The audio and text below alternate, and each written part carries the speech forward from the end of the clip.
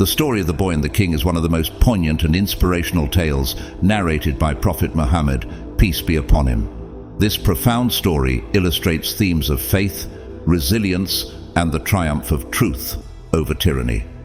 It is a timeless narrative that has been passed down through generations, offering valuable lessons for all who hear it.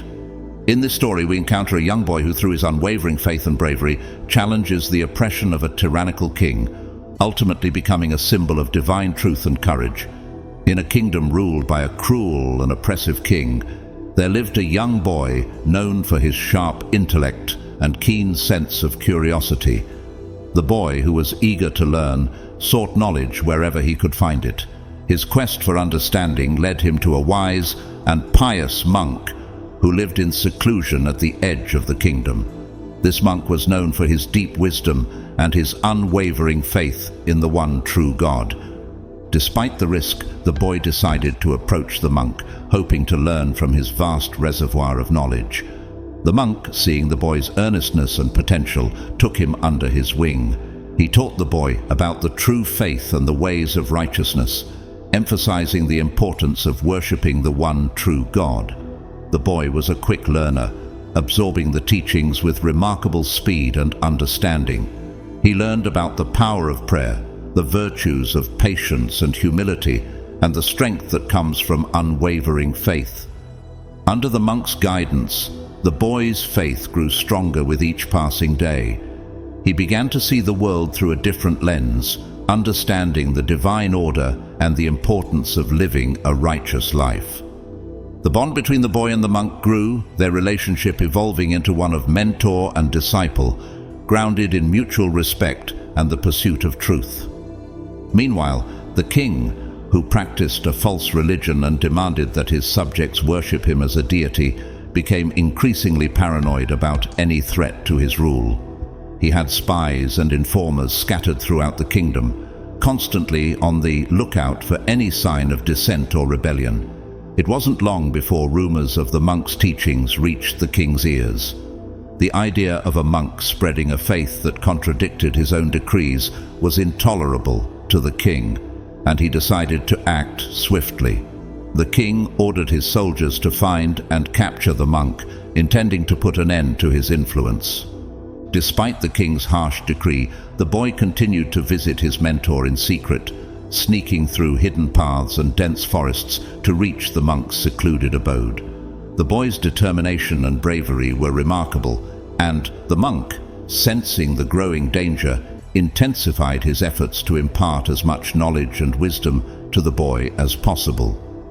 One day, while on his way to visit the monk, the boy encountered a ferocious beast blocking the path of the townspeople. The beast was enormous, with sharp claws and menacing eyes, and it had been terrorizing the villagers for days. The people were terrified, unable to pass, and the path had become deserted, save for the boy who dared to tread it. Drawing on his faith, the boy picked up a stone from the ground and prayed to God for help. He asked for strength and courage, trusting in the divine power he had come to believe in so deeply. With a steady hand and unwavering resolve, he threw the stone at the beast. By the grace of God, the stone struck the beast with such force that it fell dead, clearing the way for the villagers. The townspeople, who had witnessed the event, were astonished by the boy's courage and the miracle they had just seen. News of the boy's miraculous feat spread quickly through the kingdom, reaching the ears of the king. Intrigued and suspicious, the king summoned the boy to his court, wanting to see for himself the boy who had performed such an extraordinary act. The boy, despite knowing the danger, went to the king's court, his faith unshaken and his demeanor calm. When the boy arrived at the court, the king looked him over, trying to discern the source of his strength and courage. The boy's calm demeanor and unshaken faith intrigued the king, who demanded to know the source of his power. The boy, unafraid and unwavering, proclaimed his belief in the one true God and attributed the miracle to divine intervention. The king, enraged by the boy's defiance and refusal to renounce his faith, ordered that the boy be subjected to severe punishments. The boy was thrown into a dungeon, his hands and feet bound in heavy chains. The king hoped that the dark and cold cell would break the boy's spirit, but he remained resolute. In the darkness, the boy prayed for strength and guidance, his faith providing him with an inner light that the king's cruelty could not extinguish. Days turned into weeks, and each day the boy faced new trials. He was starved, beaten, and subjected to harsh interrogations. Yet, despite the severe trials, the boy's faith did not waver. He continued to pray, seeking solace and strength from his belief in the one true God. Each time the king's men tried to break him, he emerged unscathed, protected by his unwavering faith and the mercy of God. The boy's resilience and the miracles surrounding him began to inspire the people of the kingdom. Whispers of the boy's faith and the power of his God spread among the townspeople, who began to question the king's authority and the false religion he imposed. The king, realizing that his power was being undermined, grew more determined to crush the boy's spirit and eliminate the growing threat to his rule.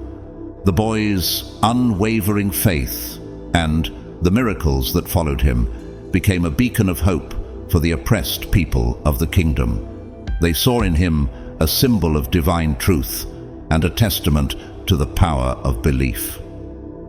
The boy's story spread far and wide, reaching even the most remote corners of the kingdom. His courage and resilience inspired many to reconsider their own beliefs and to question the legitimacy of the king's rule. Despite the king's relentless efforts to suppress the boy's influence, the boy continued to stand firm in his faith. His actions and the miracles he performed became a rallying point for those who yearned for freedom from the king's tyranny. The boy's faith had ignited a spark of hope in the hearts of the people, a spark that the king could not extinguish. As the boy's influence grew, so did the king's desperation. He knew that he had to find a way to break the boy's spirit once and for all, or risk losing his grip on the kingdom. The stage was set for a final, decisive confrontation between the boy's unwavering faith and the king's oppressive rule. The outcome of this battle would determine the fate of the kingdom and the future of its people. The king's fury knew no bounds. The boy's miraculous survival and the spreading influence of his faith had driven the ruler to a point of uncontrollable rage. The idea that a mere child could defy his authority and inspire rebellion among the people was intolerable. Determined to crush the boy's spirit and make an example of him, the king devised a series of increasingly brutal punishments. The king ordered the boy to be brought before him, and as the boy stood in the grand, opulent hall of the palace, the king's eyes burned with anger. The boy, however, remained calm, his faith giving him strength. The king, hoping to break the boy's spirit through sheer fear, began his series of tortures. First, the boy was tied to a large stake in the middle of the marketplace where all could see. The king commanded his strongest soldiers to whip the boy mercilessly. The crowd gathered, drawn by the spectacle, their faces a mixture of horror and awe. Each lash that struck the boy's back was met with a prayer on his lips, a testament to his unyielding faith. Despite the searing pain, he did not cry out or beg for mercy, his silence a powerful statement of his inner strength. The people watched in silence, their hearts moved by the boy's courage. As the punishment continued, whispers spread through the crowd, murmurs of admiration for the boy's resilience and questions about the faith that gave him such strength. The king, noticing the growing sympathy for the boy, grew even more enraged. He could see that his plan was backfiring. Instead of breaking the boy's spirit, he was becoming a martyr in the eyes of the people. Next, the king ordered that the boy be thrown into a pit filled with wild beasts. The pit was deep, its sides steep and impossible to climb. It was a place where prisoners were sent to meet a gruesome end. The people gasped as the boy was pushed into the pit and the beasts began to circle him. The king watched with a sinister smile, certain that the boy's faith would finally be shattered. But as the beasts approached, the boy knelt down and prayed. His calmness in the face of such imminent danger was astonishing. Miraculously, the wild animals, instead of attacking, lay down peacefully around him. It was as if a divine presence had tamed their savage instincts. The crowd gasped in amazement, their awe transforming into a collective murmur of belief in the boy's God. The king was beside himself with rage. His attempts to break the boy's spirit had only served to strengthen his influence. Desperate to regain control, the king devised an even more diabolical plan. He ordered that the boy be tied to a large stone and thrown into the deepest part of the ocean, believing that this would surely end the boy's defiance. The soldiers took the boy to the shore, where a large crowd had gathered to witness the grim spectacle. The boy was bound to the stone, and the soldiers began to push it towards the edge of a cliff overlooking the turbulent sea. As they prepared to cast him into the water, the boy prayed once more, placing his trust in God's hands. As the stone plunged into the water, dragging the boy with it, the crowd held its breath. Moments passed, and just when it seemed certain that the boy had met his end, a wave surged, lifting the stone and the boy to the surface. The bindings miraculously loosened, and the boy was carried gently to the shore by the waves. He emerged from the sea unharmed, his faith once again proving unshakable. The people, witnessing yet another miracle, were filled with an overwhelming sense of awe and reverence.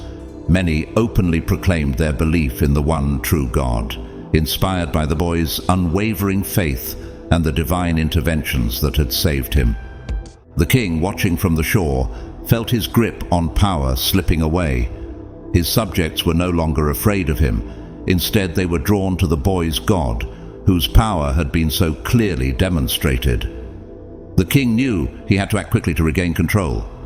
In a final desperate attempt, he decided to consult with his closest advisors and devise a plan that would end the boy's influence once and for all. He called a secret meeting in his palace, where he laid out his next move. The advisors, sensing the king's desperation, proposed a public spectacle that would leave no room for doubt about the boy's fate. The king ordered that a large arena be prepared for the execution. It was to be a grand event, attended by all the nobles and the common folk alike. The boy would be tied to a stake in the center of the arena, and archers would be instructed to shoot him with arrows. The king believed that a public and brutal execution would finally break the people's fascination with the boy and restore his own authority. As the day of the execution approached, the boy remained calm and composed. His faith was stronger than ever, and he accepted his fate with grace. On the day of the execution, the arena was filled to capacity, the air thick with anticipation. The boy was brought out, and the crowd fell silent, their eyes fixed on him. Before the execution commenced, the boy, sensing the significance of the moment, addressed the crowd. He told them that his faith had brought him this far, and that he was ready to meet his end, if it meant that the truth would be revealed. He then advised the king to say, "In the name of the Lord of the boy," before shooting the arrow. Reluctantly, the king followed the boy's instructions, desperate to see him dead. As the arrow was loose and struck the boy, he fell to the ground. The crowd was silent for a moment, and then a collective gasp rose as they realized what had happened. The boy had sacrificed himself, but in doing so, he had achieved something profound. The people, moved by his sacrifice and the invocation of the true God's name, began to openly declare their faith. They proclaimed their belief in the one true God, and the king's power was irreversibly shattered in his death. The boy had accomplished a monumental victory. His unwavering faith and ultimate sacrifice had led to the enlightenment and liberation of an entire kingdom. The king, defeated and powerless, watched as his subjects turned away from him and embraced the faith that the boy had so valiantly defended. The boy's legacy lived on, inspiring countless individuals to stand up for their beliefs and to find strength in their faith. his story was told and retold, becoming a symbol of divine truth and the triumph of faith over tyranny. The kingdom, once ruled by fear and oppression, was transformed by the light of faith and the power of belief, all thanks to the courage and sacrifice of a young boy who never wavered in his devotion to the one true God. The king's desperation reached its peak. He could no longer tolerate the boy's defiance and the growing rebellion among his people. The boy's unwavering faith and the miracles that surrounded him had not only threatened the king's authority, but also ignited a spark of hope among the oppressed citizens. The king knew he had to take drastic measures to restore his rule and eliminate the boy once and for all. After consulting with his advisors, the king devised a final cruel plan to break the boy's spirit and crush the burgeoning rebellion. He ordered his soldiers to bring the boy to the palace once again, and this time he would ensure that the boy would not survive. The king decided that the boy would be thrown from the highest cliff in the kingdom, a place known for its treacherous rocks and violent waves below. The fall would surely be fatal, and the public execution would serve as a dire warning to any who dared defy him. The boy was brought to the cliff, surrounded by a heavy guard.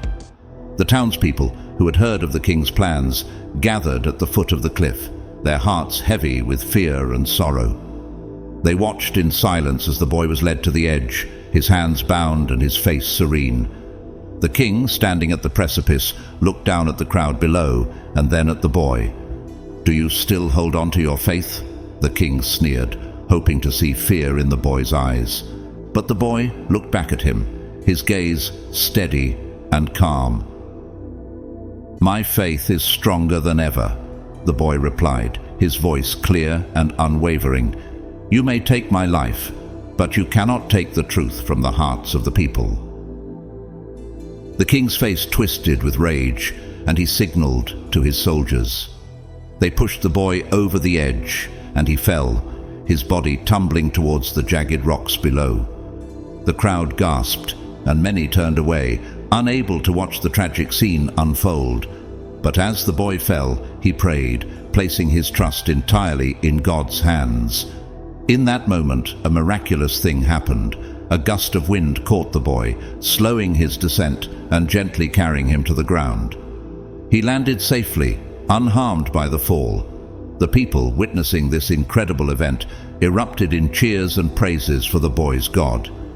The king, watching from above, was struck with a mix of fear and disbelief. His plan had failed spectacularly, and the boy's survival only served to strengthen the people's faith. The king realized that his power was slipping away, and he was more desperate than ever to find a way to end the boy's influence. Determined not to be defeated, the king ordered that the boy be brought back to the palace. This time, he decided he would oversee the execution personally to ensure that there would be no miraculous escape.